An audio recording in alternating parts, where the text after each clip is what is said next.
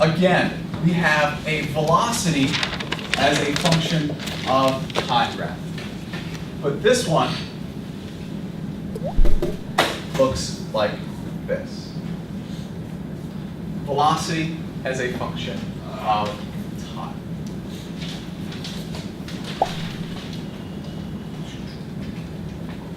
Rachel, please come forward. Walk our velocity as a function of time graph. Remember to say start and stop. Please remember to exaggerate for effect. And foremost, do not hurt yourself. Okay. Start. Stop. Turn. Think. Thoughts. We got some thumbs down, we got some thumbs up. We are all over the place. Congratulations. Okay, stay here. We have some thumbs down. Who gave me the thumbs down? We had some issues with it. Frederick, what was the issue? She started at velocity. She started at a velocity of 0. Okay, so it's a subtle thing. He doesn't like the fact that you started at a velocity of 0. He hasn't done this, so he doesn't know how difficult it is. But that's okay, right? She didn't act. She said start before she started moving. Not happy with that. Okay, so everybody see, she actually probably should have started moving first and then said start, right? Fine. What else? That's a minor detail. I'm not talking about the major details. What else? What other things? Ben, would she do right or wrong? Give me something. Already her velocity decreased, which the graph shows. Okay, so she started out with a high velocity, and as time went by, that velocity decreased. Ben, you agree that that makes sense? Everybody see that? Okay. Did she go in the correct direction? Was she supposed to go to the right, or was she supposed to go to the left? Doesn't matter. It does. It does say on this graph which direction she's supposed to go. Tina, what does it? Which direction is she supposed to go? Right. How do you know she's supposed to go to the right? Because if she was supposed to go to the left on the negative. Because the velocity is positive the entire time, right? So because the velocity is above the time axis the entire time, she should have a positive velocity the entire time, which means she should be moving to the right the entire time. Everybody see that? Okay. She did a good job, except for the minor issue that Frederick had. Don't you worry, he's going to go next. Okay. Any other questions? Okay, we're good. We'll do one more. Oh, actually, we need to finish this. We have a position versus time and acceleration as a function of time graphs. We need to draw out those for this particular velocity. So where does this graph say we should start for position? People? At the origin. At the origin. Does this graph tell us we should start at the origin? Brad? Does this velocity as a function of time graph tell us that our initial position, bless you, is at the origin? No. No. No, because we're supposed to start on the left. Okay. No. He says no, we're actually supposed to start to the left of the desk. Who can answer this question? The question to review is where should we start our position versus graph at according to this velocity versus time graph? Tina? Where you start from the velocity. No, it does not say whether we should start where we started on the velocity graph. Arjun?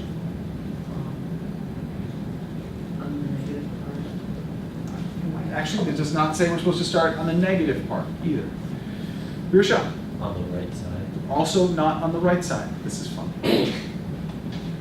Frank? Start at 0. It does not say that we should start at 0. Zach? It doesn't specify where to start? It doesn't say anything about position. Remember, it's a velocity versus time graph. It doesn't say anything about where we should start. Nothing. We'll start here because it's the most logical place to start, but realize if we just have a velocity versus time graph, there's no condition there about where you should initially be. Your shot. But then I thought you said that she had to move right. She does have to move to the right. Oh, so all right. So I don't understand like the direction part. Sure. Okay. Let's back up for a second.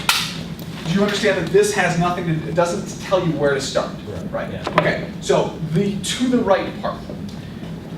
What is it about this graph, Susan, that tells us that she should have been moving to the right the entire time? The velocity is positive. The velocity is above the time axis, which means that the velocity is positive, which means this is our positive direction to the right. So the entire time she should be moving to the right. Initially, she should be moving quickly, and as time goes by, that velocity gets closer and closer to the time axis, which means the velocity decreases. So it gets smaller and smaller, but it never gets below the time axis. It's only if the velocity were below the time axis that it would be negative, she'd be moving to the left. Okay. Okay. So we're back to the position versus time graph. We are starting at the origin because that's a convenient place to start. What should our initial slope of the line be? Lindsay, what do we know about the initial slope? Lindsay, we'll back up. I'll ask a different question. What's the slope of a position versus time graph? Velocity. Velocity. So the question to be changed slightly is, but to ask the same question is, what do we know about our initial velocity? On this graph, what do we know about our initial velocity? It starts above 0. So it starts positive Yeah. at some large value. Those are the things we know. So our initial slope needs to start positive and at a large value. What happens to the slope as a function of time, or what happens to the velocity as a function of time? Katie? It decreases until it gets to what value, Zach? 0. 0. So it starts at a high value and decreases until it ends at 0.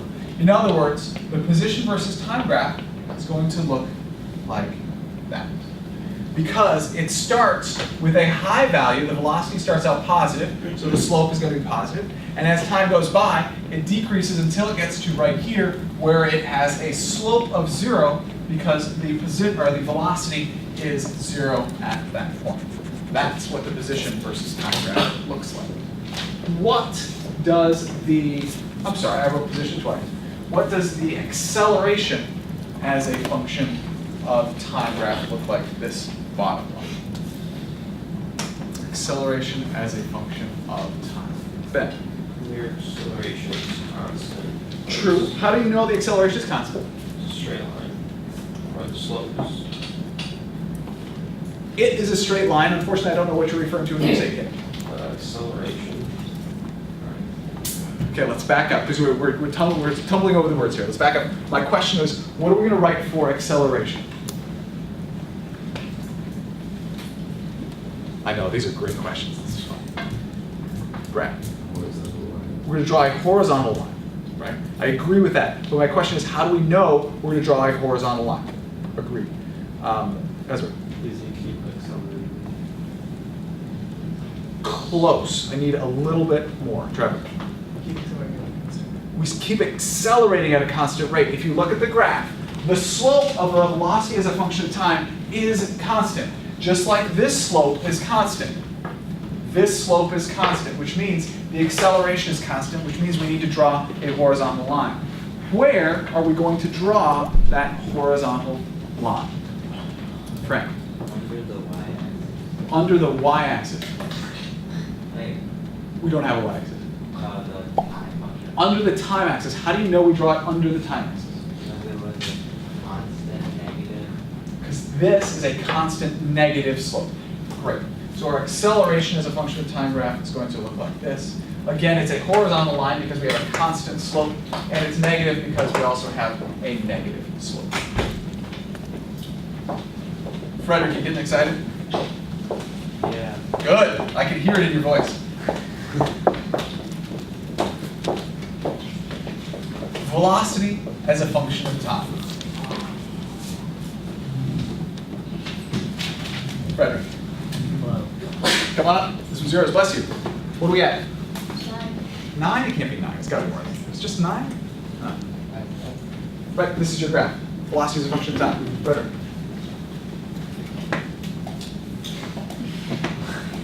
Okay, start.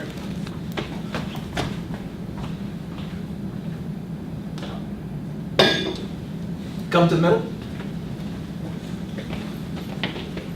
Go ahead. We got thumbs down. We have several thumbs downs instead of roll of thumbs down. Thumbs down. You can double thumbs downs. Interesting. Okay, let's talk about what he did. Ezra, just describe what he did for me. He sped up at first and then at Okay, but where did he start? In order to speed up, he had to start. But in order to speed up, he had to start with a small velocity, right? Yeah. So he started out with a small speed, and he increased that speed. Okay. and then he slowed down at the middle. Great. Slowing down until he stopped. So to review, he started over here slowly. He increased his speed till approximately the middle, and then he decreased his speed until he got over to this point. We have a lot of thumbs downs. Alejandro, you were completely thumbs downs. So talk to me. Change direction. He needed to change direction. Okay, what is it about the graph, Alejandro, that says he needs to change direction? It changes from positive to negative. What changes from positive to negative? The slope changes from positive to negative. True. But that doesn't mean that he should change direction. I know, there's so much going on here. Mike. Change direction crosses the. He only changes direction if he crosses the time axis. His velocity. Oh, that's like a movie quote. He only changes direction if he crosses the time axis. Like that's like, you know, wow. So that's kind of a fun one. But I'm kidding. Sorry, I got distracted. So, notice that his velocity is always above the time axis, which means it's always positive, which means it's always to the right. Okay? So what we're confusing here is acceleration and velocity, two different things. Okay? So, the value of the velocity, class, is it always above the time axis? Yeah. Yes. So he should always be moving what direction? Right. To the right. Did he do that? Yes. Yes. Okay. According to the graph, he starts out with a very small velocity that increases and then decreases and is always to the right. He was correct. Thank you, Frederick. Questions so far on that velocity versus time graph? Please. Yes, Spencer. How would you draw it if you wanted him to change direction? Okay, if I wanted him to change direction, we would simply have a line below the time axis. I'm not going to do that just yet because I confuse people when I do that. We'll get there. All right? I will tell you right now, I understand that there's a lot of confusion, and we just have to go through a whole bunch of different examples. We're going to do a different way of looking at it next time, and we'll also do a lab which has a completely different way of looking at it as well. So I try to approach it from several different ways because I do understand that this can be difficult at times. Okay. Go. Can the line ever be on the other side of the velocity axis? Sure, that would just mean we're before whatever time we're talking about. Right? So it would, like, right now it's 9 a.m., we would be talking about something that happened at 8 a.m. That's all it means. All right, acceleration as a function of time and position as a function of time.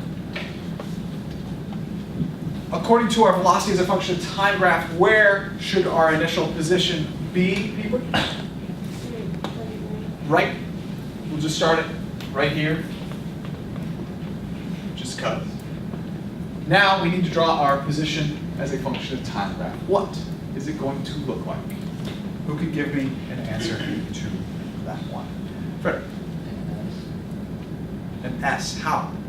Because the velocity increases, which makes the slope exponential. Notice we have this piece. Keep going. And then halfway through, it goes the other way. I just combined the two of them. We first have this as our part one, this as our part two. In other words, we should have this as our initial slopes of our position as a function of time graph, this as our final. So it should go something that looks like this. It increases like this, and then decreases like that. Combining the two. Acceleration as a function of time graph, what does that look like? Max? It would be over the there would be a horizontal line Okay, keep going. And the first half of the graph would be above the time axis, and the second part would be below the time axis. Notice, again, 1, 2, right? Because the slope is positive and constant, we have a positive constant acceleration. Because the slope of the velocity versus time graph is negative and constant, we have a constant negative acceleration.